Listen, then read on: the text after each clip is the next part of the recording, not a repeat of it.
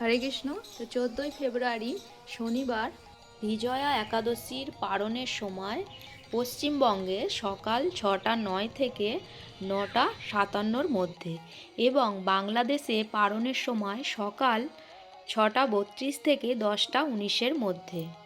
এবং বাকি যে যেখানে বিজয়া একাদশী করছেন অবশ্যই সময়ে পারণ করে নেবেন।